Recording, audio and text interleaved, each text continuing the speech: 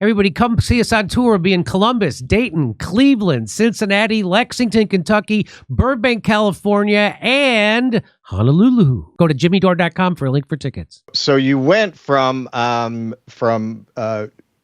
collaborating with prostitutes on their assassinations to becoming a journalist. You got an assignment from Premiere Magazine to cover the anniversary of the Manson murders. Right. And this wound up being a 20-year odyssey, in which you never actually turned in that article. Premiere is long gone now, but the book is here.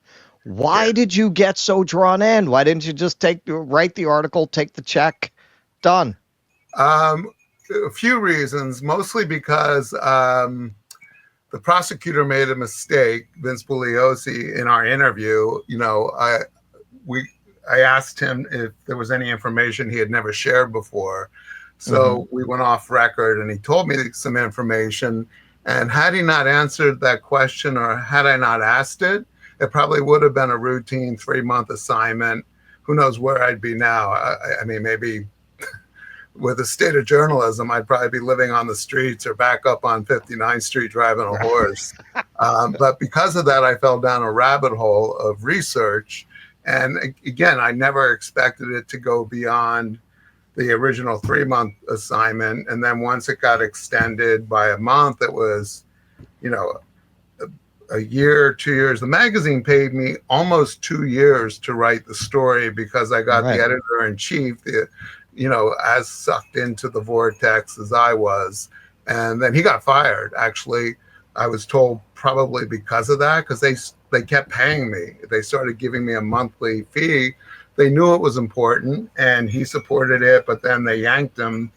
And then at that point, the new guy was ordered by the corporate, overseers to get that story immediately. And at that point, I got a great book agent who finagled a deal that got me out of having to turn the story right away and made an arrangement for them to get compensated.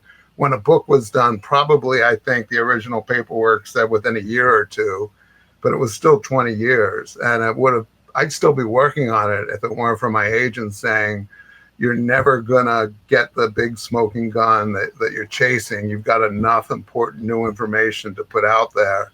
There were a lot of ups and downs, a lot of really low points. And it was finished and turned in exactly within 48 hours of the 20-year anniversary of me getting the call to do it. And I got my collaborator, Dan, about a year and a half before we finished. And, without him, I don't know if I would have been able to do it. I couldn't see the tree, the woods for the trees anymore, or whatever that phrase is, because I had gotten so immersed.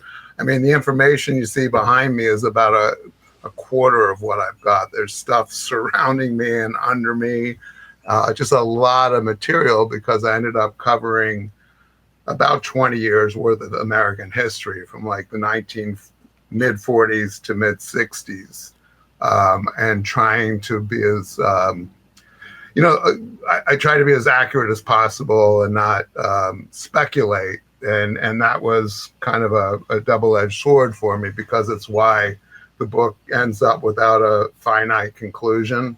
But I think there's enough new information in there to make it hopefully a worthwhile 20 years of my life.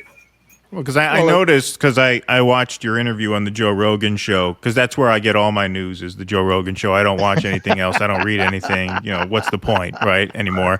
We talked about it today. I just got an alert from people who follow me or who help me with this stuff, and he had a guest on, a guy who started a company called Rifle Coffee or Black Rifle or something. Yeah, right. Yeah. I don't know who he was, but they talked about it for quite a bit. And every time that happens, my sales go up. I'm sorry, but I interrupted you. No, it's okay. No, because I noticed in that interview, there were several times where you kind of pulled back and say, okay, now I want to stop before I say something I can't prove. I only want to deal with what I can prove. I don't want to speculate. Yeah.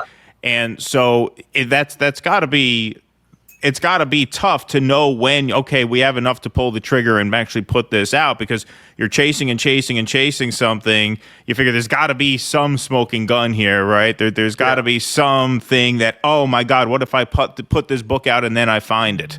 Was that a hesitation? What if I put it out too soon and then I find the thing I'm looking for? I find the Holy Grail.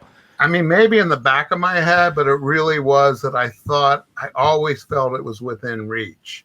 And it was just around the corner. And it's interesting, when we sold the book the first time in about 2005 to a very prestigious publisher, Penguin Press, my agent, in the conversation we had after it was sold, when they were talking about, you know, how long it was going to take me to deliver the book. At that point, I've been reporting for 6 years.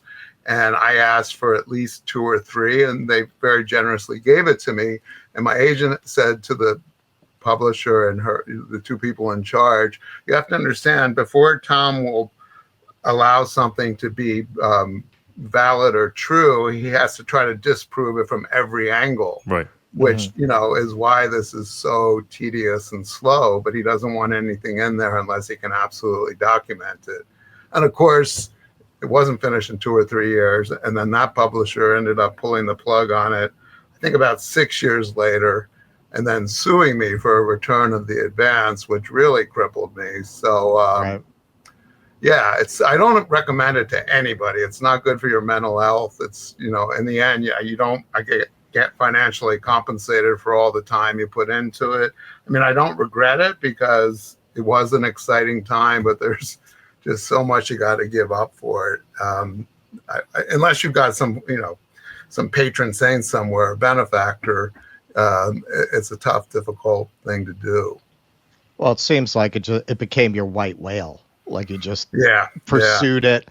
And reading the book, between the Los Angeles setting and the writing style, it really reads like a Raymond Chandler novel, where it's just full of all these weird characters with hidden motives and kind of subtext, and everything's just around the corner. Yeah. And but what you did put together is very suggestive, and in some cases, I think, pretty conclusive. Everybody come see us on tour. We'll be in Columbus, Dayton, Cleveland, Cincinnati, Lexington, Kentucky, Burbank, California, and Honolulu. Go to jimmydore.com for a link for tickets.